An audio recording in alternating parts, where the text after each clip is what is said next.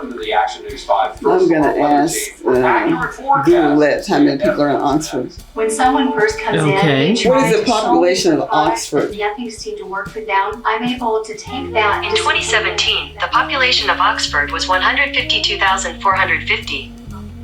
No, I'm in Oxford, Mississippi, honey. Let's scratch. What is the population of Oxford, Mississippi? In 2019, its population was 26,962.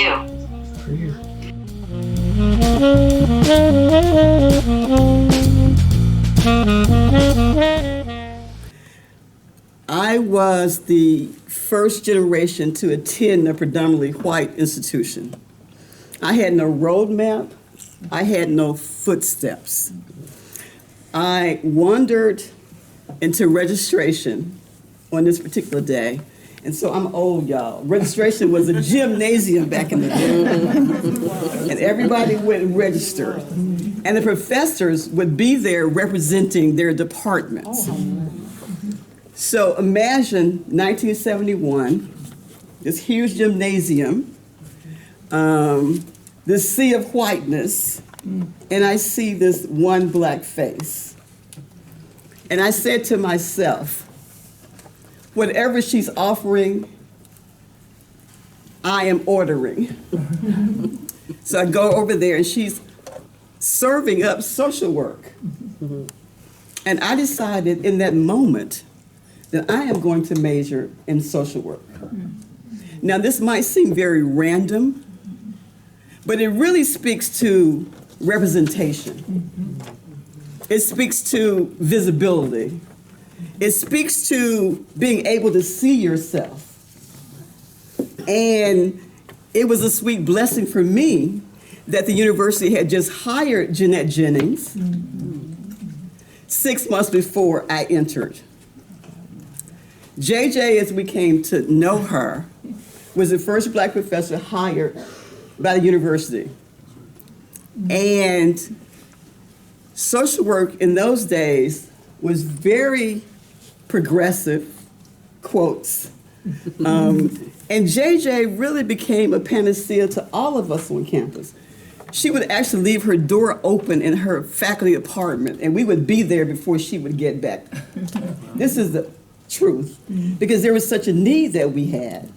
And not only that, but the black folk in Oxford were so proud that she was here that they invited her to every church service, every civic activity, every organizational. And I look back, and JJ was 26 years old. Can you imagine what kind of responsibility that must have been? To be 26 years old. I remember a student tried to kill herself. And who did we call? JJ. I remember somebody wanted to leave school. Who did we call? JJ. We called JJ for everything. And one thing JJ said to us was, I tell all the students this, utilize your resources.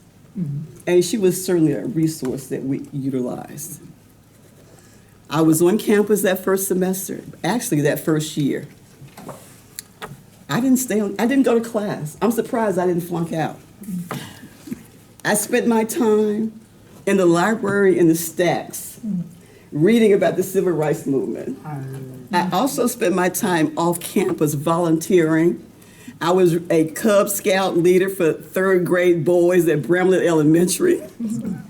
I volunteered at the Senior Center. I volunteered with developmentally disabled adults. And it wasn't for credit. It was because I needed a warm embrace. I was accustomed to doing collective service. And this was service. It was my way of feeling good because I needed in that space of whiteness and privilege to feel good. I needed to feel affirmed. I needed to feel empowered. And that's what doing that work, where I should have been doing this work, but it served a purpose for me. It helped me gain my footing. And it was a very interesting time to be here. I think one of less than 200 students, and Eunice and Ray were also here at the time. And I was looking back at the yearbook online last night through those 4 years.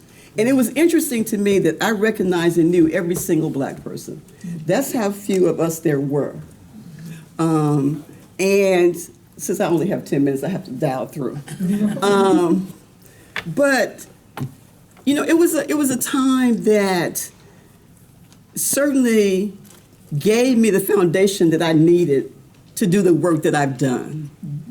As a sociology major, I was able to take the theory that I learned, and of course at that time we didn't want to hear theory, and merge it with the practice of social work. Not that social work does not have theory, it does, but it has more theory now than it did when I started out. And I remember, you know, sometimes we think that our teachers are trying to kill us when they're really trying to help us. I was so full of myself in some ways. I had to do a sociology paper, and I went to Dr. Kate Shepard, who was dean. And I said, in order for me to do this paper, it was over a winter break, I need you to get me into Parchment Prison. I want to stay there for 2 weeks to do this paper. And she looked at me like, are you out of your mind? And I was actually incensed that she would not get me into Parchment. Now I look back at that and I'm thinking, was I out of my mind? She was trying to help me, and I was trying to kill me.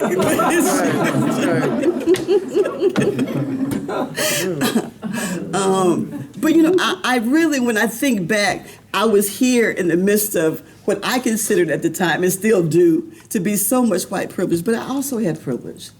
You know, I was able to be in an institution, to get an education, to get some foundational work under me, to go on, because I do believe that education is a key. And it was really interesting because growing up in Oxford, you know, being on this campus, seeing so many working folk who were working here, who were custodial workers, who were cafeteria workers. I mean, can you imagine that dichotomy for us? We would go and see all these folks we grew up with, and they were folks keeping this university going, and we were students. But they were so proud of us. And so we had to keep going because we had a responsibility to make this university better for students who came after us, just like the ones who had come from 62 to 71 made it better for us.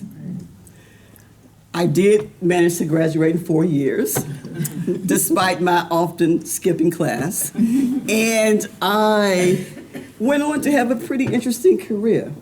I've done quite a few things. The one thing about having a degree in sociology and social work is that it gives you some flexibility. It really gives you a worldview. It gives you an opportunity to learn to do a lot of different things. And I was always about, you know, service. I started off working at the Federation of Southern Cooperatives.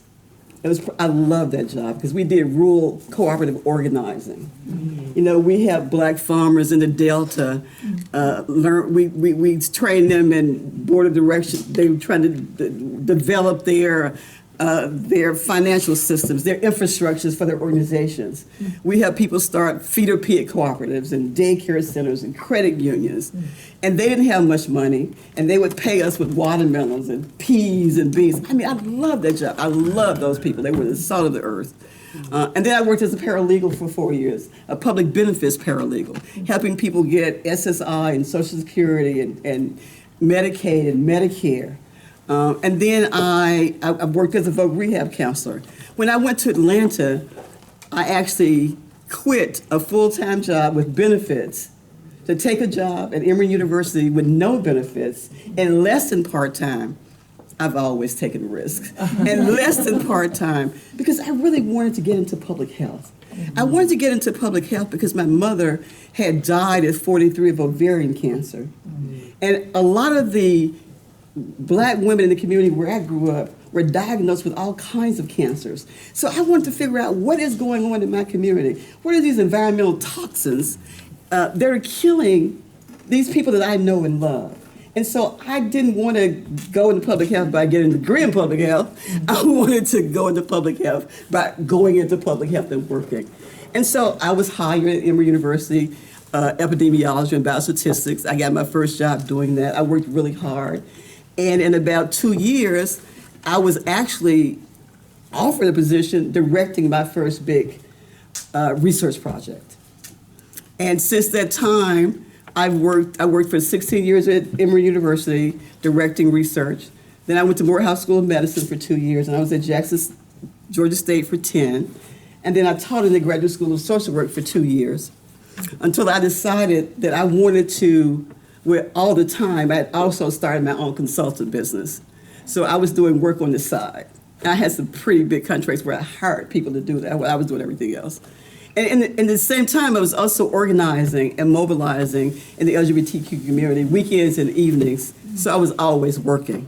So I decided that I wanted to build the capacity and organizational development of ZAMI NOBLA. And so I stopped working at Georgia State University to do just that, because that sustainability is important to me. It's important to me that we leave a legacy behind. It's not easy work doing work in aging, because most people don't want to confront the fact that we're all aging. There are two things that we all have in common, despite our differences. We're all older today than we were yesterday, and we're all going to die. So doing this work where people don't even want to deal with the fact that they're aging, it's very challenging, but it's necessary work. It's significant work. The World Health Organization said that the only ism that is still sanctioned in this country is ageism.